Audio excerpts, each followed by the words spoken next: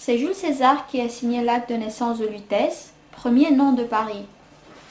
Dans ses commentaires de la guerre des Gaules, il indique qu'il y a campé en l'an 53 avant notre ère. On appelait Lutèce un village de pêcheurs et de mariniers, à l'abri de fauves et de pirates, dans une île basse du fleuve qui était beaucoup plus large que de nos jours. La position de ce lieu, entouré de forêts et de collines, était favorable au développement de la ville. Après quelques escarmouches, une garnison romaine s'installe en ce site, favorisé par la nature, et consolide la rue d'Orléans-Senlis, qui traversait le courant de l'île de la Cité. Cela contribue à l'extension rapide de la nouvelle bourgade. Peu à peu, le nom de Lutèce est remplacé par celui de ses habitants, les Parisis. Les chaussées se lancent vers les cités voisines, les routes se multiplient et bientôt, des monuments naissent au long des artères. Dans la cité s'élevait le palais du gouverneur romain, où se dresse présentement le palais de justice et un temple de Jupiter à l'emplacement de Notre-Dame.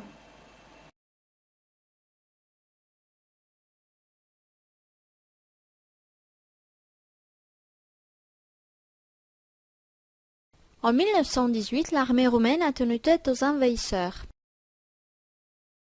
Tu as beau dire non, tu peux tomber, prends garde. Tu dois tenir compte de mes conseils. J'ai besoin d'un beau livre, sa lecture me donne satisfaction. Ai besoin, prends garde, faire attention, a tenu tête, tenir compte. Avoir envie.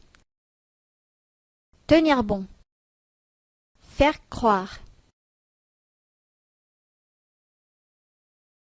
Avoir l'air. Paraître. Avoir peur. Craindre. Faire attention. Être attentif. Faire grâce d'une dette. Pardonner. Faire savoir. Montrer. Faire venir. Amener. Mettre fin. Terminer. Prendre garde. Veiller. Rendre compte. Exposer. Rendre grâce.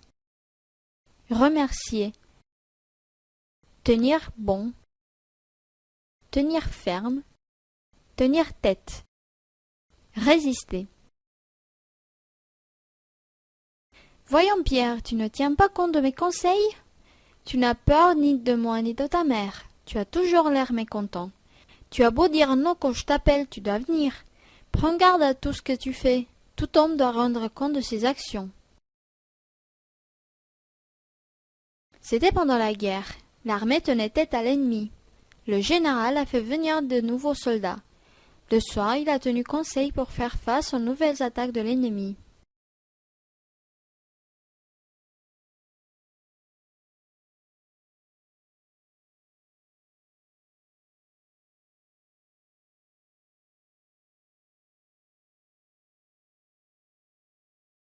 Il m'a dit qu'il allait venir demain. Jeanne n'a pas dit si elle le ferait. Il disait que je le prévienne. Il me disait de le prévenir.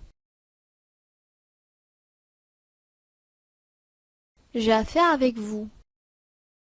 Nous avions affaire à des voleurs. Il a eu affaire à une grosse difficulté. Avoir affaire avec. Ils ont eu affaire avec une société étrangère. Avoir affaire à. Si vous continuez, vous aurez affaire à moi. J'ai affaire à mon travail. J'ai mon travail à faire.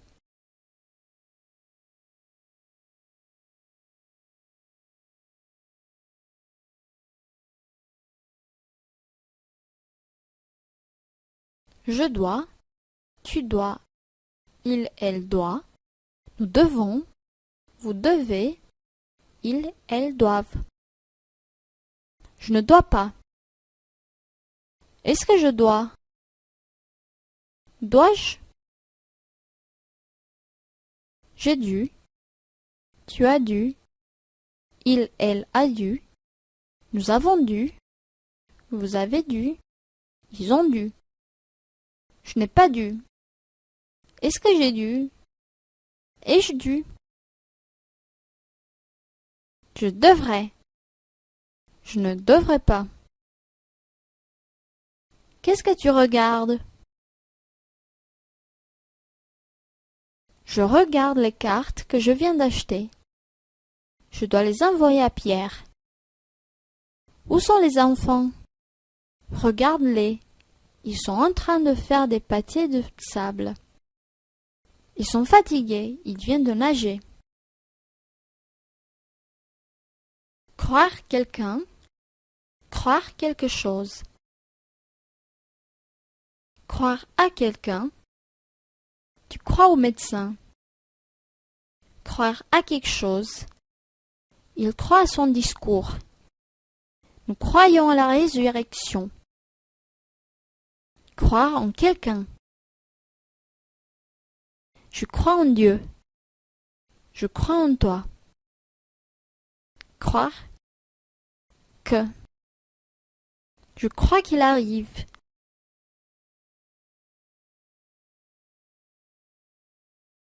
Je ne crois pas qu'il vienne.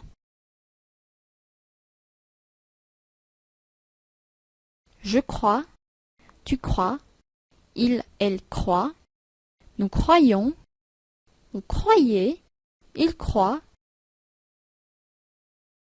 je croyais, tu croyais, il croyait, nous croyons, vous croyez, il croyait, j'ai cru, tu as cru, il a cru, nous avons cru, vous avez cru, ils ont cru,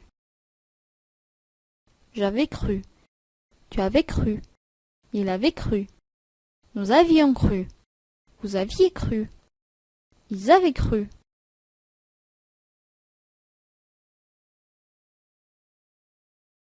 Je crus, tu crus, il, elle crut, nous crûmes, vous crûtes, ils crurent, je croirai, tu croiras, il, elle croira, nous croirons, vous croirez, ils croiront. Crois, croyons, croyez, et cru, ayons cru, ayez cru. Que je crois, que tu crois, qu'il croit, que nous croyons, que vous croyez, qu'il croit, que j'ai cru, que tu aies cru, qu'il ait cru, que nous ayons cru, que vous ayez cru, qu'il ait cru, que je crusse, que tu crusses, qu'il crut, que nous crussions, que vous crussiez, qu'il crusse, que j'eusse cru, que tu eusses cru, qu'il eût cru, que nous eussions cru, que vous eussiez cru, qu'il eusse cru. Croyant, cru, ayant cru, en croyant, en ayant cru. Je déteste aller chez le dentiste. Quand j'étais petit et que j'étais malade, mes parents me faisaient examiner par le pédiatre. Je n'aimais pas aller chez le docteur. Quand c'était un rhume, une rhinite, une otite, une laryngite, on consultait le laryngologiste. Je suis allée plusieurs fois à l'hôpital. Une fois quand je me suis foulé la cheville, plus tard quand je me suis cassé le bras.